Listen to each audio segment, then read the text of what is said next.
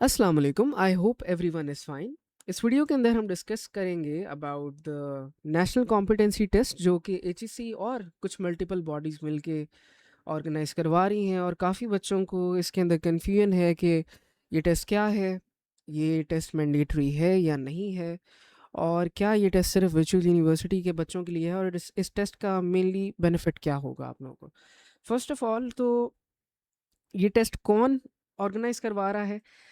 Main जो bodies हैं, HEC, ministry of information technology and telecommunication Pakistan, और साथ ही साथ पाकिस्तान सॉफ्टवेयर हाउस एसोसिएशन, ये वो कुछ मेन बॉडीज़ हैं जो कि इस टेस्ट को ऑर्गेनाइज करवा रही हैं। और इस टेस्ट का कहीं ना कहीं आपकी डिग्री की एक्रेडिटेशन के साथ भी ताल्लुक़ है, क्योंकि हम सबको पता है कि पिछले 1.5 साल से इस चीज़ का नोटिफिकेशन चल रहा था कि वर्चुअल यूनिवर्सिटी का ख़ास तौर पे और इलामा इकबाल ओपन यूनिवर्सिटी का, कि इनकी कंप्यूटर साइंस की जो डिग्रीज़ हैं इनकी एक्रेडिटेशन अभी पेंडिंग पे है। इफ़ यू स्टिल सर्च, अगर आप NCEAC को सर्च करेंगे और इनके टॉप के ऊपर ही आपको एक नोटिफिकेशन आज भी नज़र आ जाएगा एक्रेडिटेशन वेरिफिकेशन के लिए, कि accreditation status of virtual university and Allama Iqbal open university is under discussion. ठीक है, और अगर आप देखो तो ये वाली बॉडी भी कहीं ना कहीं अंदर इन्वॉल्व है, तो हो सकता है कि आपकी एक्रेडिटेशन, डिग्री की एक्रेडिटेशन का भी ताल्लुक इस टेस्ट के साथ कहीं ना कहीं हो। तो ये टेस्ट सिर्फ और सिर्फ आपको आपकी सॉफ्टवेयर इंडस्ट्री के साथ टेक्नोलॉजी गैप को फिल करने के लिए नहीं करवाया जा रहा। It can also be because के वो अपने सिस्टम को चेक कर रहे हैं या यूनिवर्सिटीज़ की डिग्रीज़ को एक्रेडिटेशन अलॉट करने के लिए चेक कर रहे हैं। अब ये टेस्ट किन बच्चों के लिए एलिजिबल है?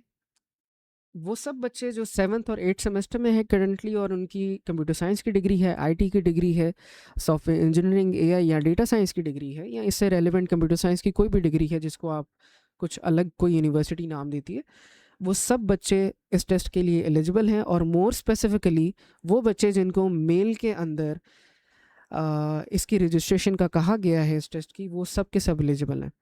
अब पहले से शुरू के दिनों के अंदर थोड़ी सी कन्फ्यूजन थी कि ये लोग, जहाँ नोटिफिकेशन जो यूनिवर्सिटी के अंदर आ रहा था वहाँ पे वो कह रहे थे कि आपके ये टेस्ट एलिजिबल है, बट इन द ईमेल वो कह रहे थे कि ज़्यादा से ज़्यादा लोग पार्टिसिपेट करें। इन द वीडियो भी एचएससी के जो आई आई एज्यूम के चेयरमैन हैं, उन्होंने भी यही कहा था कि ज़्यादा से ज़्यादा यूनिवर्सिटी के बच्चे इसके अंदर पार्टिसिपेट करें, जो कि मैंडेटरी नहीं कहलाया जाएगा। They are just advising you to participate in the test.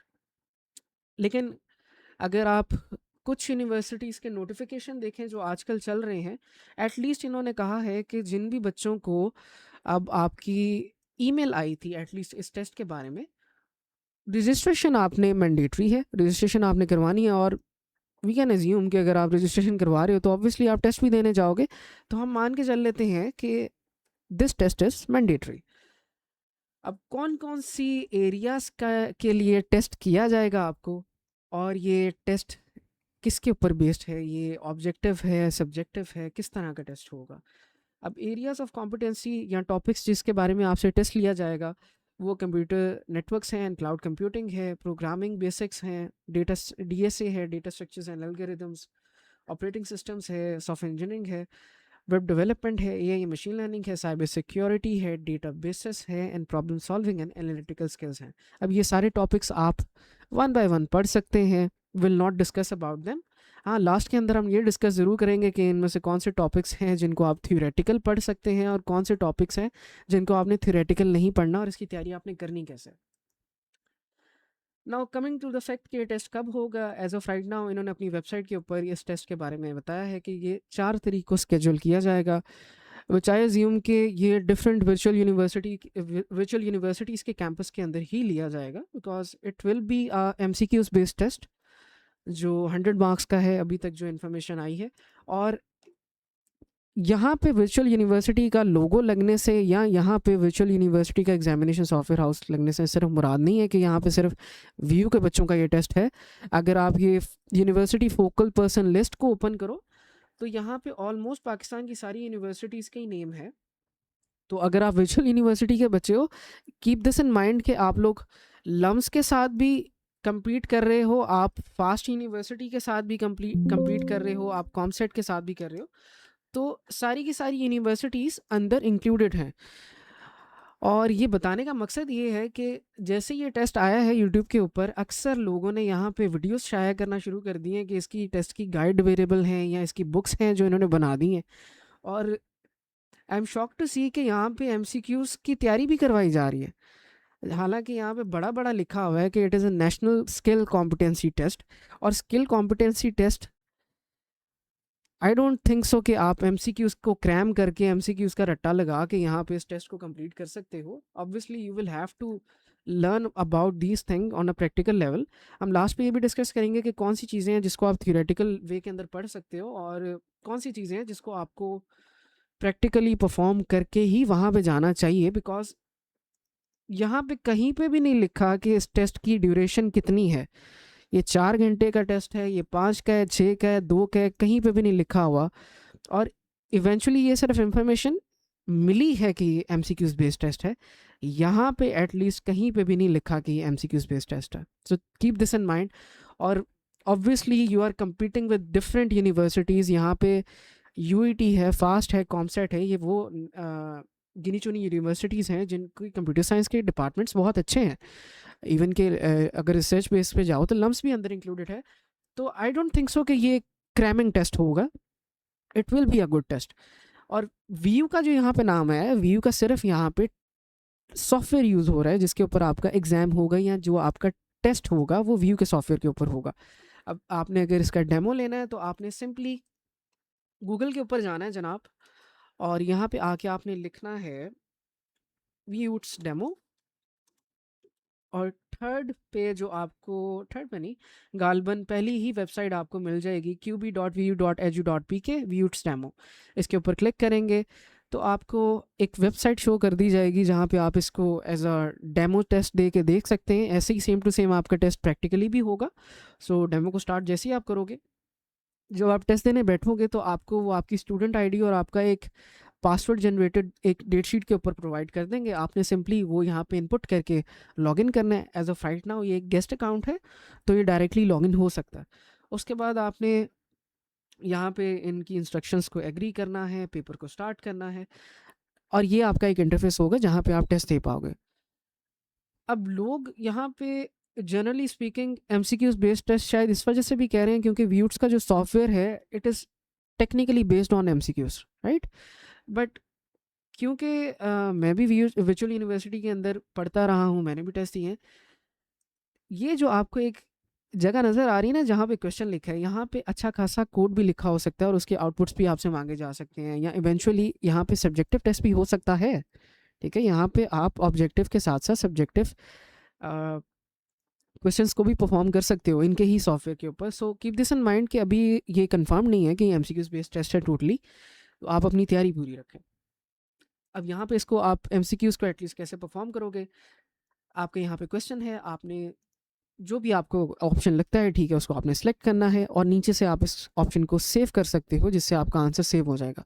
अब किसी क्वेश्चन के अंदर अगर आपको कन्फ्यूजन है और आप बाद में आके उसको रिवाइज करना चाहते हो तो आप उस क्वेश्चन को फ्लैग कर सकते हो, या सिंपल लफ्ज़ों में कहें तो आप उसको बुक मार्क कर सकते हो और अगले क्वेश्चन पे जा सकते हो।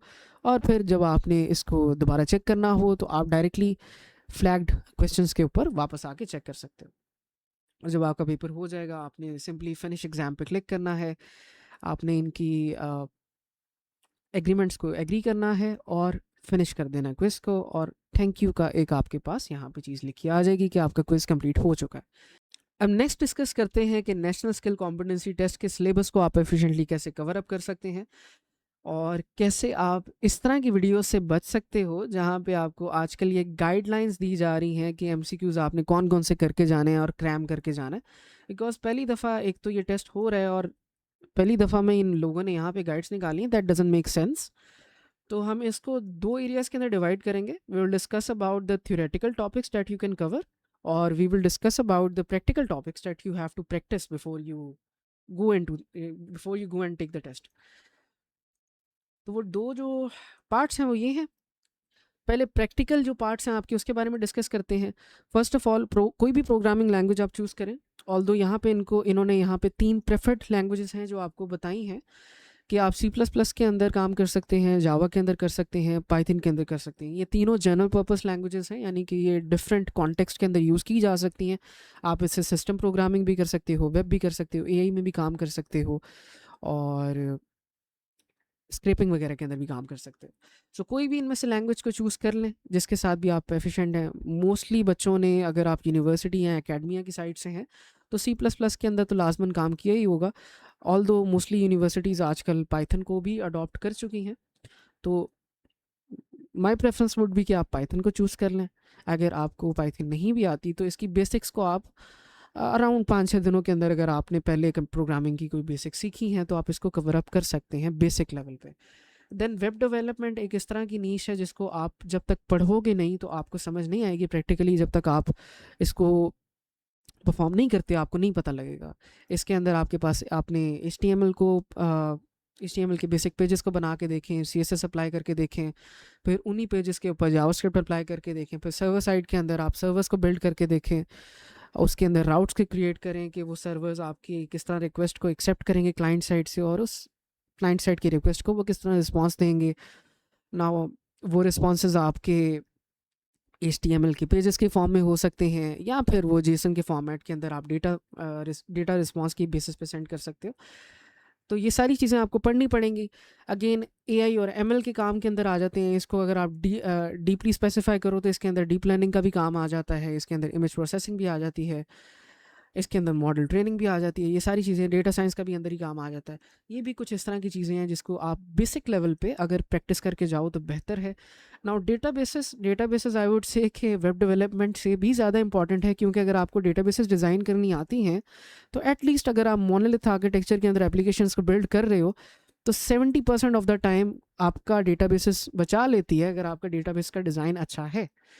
And last cheese, problem solving and analytical skills. I would suggest कि आप इस पार्ट को स्पेसिफिकली, जब जैसे ही आप कोई लैंग्वेज सीख लो तो इन दो चीज़ों को आप डेली बेसिस पे प्रैक्टिस करो। प्रॉब्लम सॉल्विंग और एनालिटिकल स्किल्स के लिए आपको प्रॉब्लम्स किसी भी लैंग्वेज के अंदर ऑनलाइन मिल जाएंगी।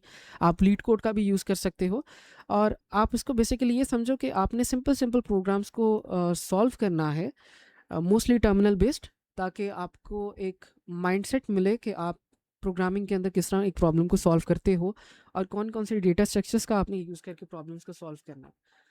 अब आ जाते हैं थ्योरेटिकल पार्ट पे। First is the computer network and cloud computing. Mostly universities के अंदर इसकी 3 या 4 किताबें होती हैं जो आपको लॉट की जाती हैं, और मोस्टली ये वाले जो टॉपिक्स हैं ये थ्योरेटिकल ही आपको पढ़ाए जाते हैं, और यूनिवर्सिटी के अंदर भी इसको प्रैक्टिकली परफॉर्म नहीं करवाया जाता। तो इसको आप हैविली रिलाई कर सकते हो कि आप अगर इसकी थ्योरी अच्छे से पढ़ते हो, आप नेटवर्क पैकेट्स पढ़ते हो, आप उसके अंदर OSI लेयर पढ़ते हो, पैकेट ट्रेसिंग वगैरह इस तरह के जो सॉफ्टवेयर्स हैं, अगर थोड़ा बहुत उसमें काम करते हो तो आपकी चीज़ें कवर अप हो जाएंगी। Similarly data structures and algorithms. अब काफ़ी बच्चे कहेंगे कि ये तो प्रैक्टिकल पार्ट में आता है, बट द थिंग इसके, अगर आप MCQs बेसिस पे पेपर दे रहे हो तो ये आपको C++ के अंदर ये नहीं कहेंगे कि मुझे एक दोबारा से एक पूरी की पूरी अरे का डेटा स्ट्रक्चर डिफाइन करके दिखाओ ऑब्जेक्ट ओरिएंटेड प्रोग्रामिंग के अंदर।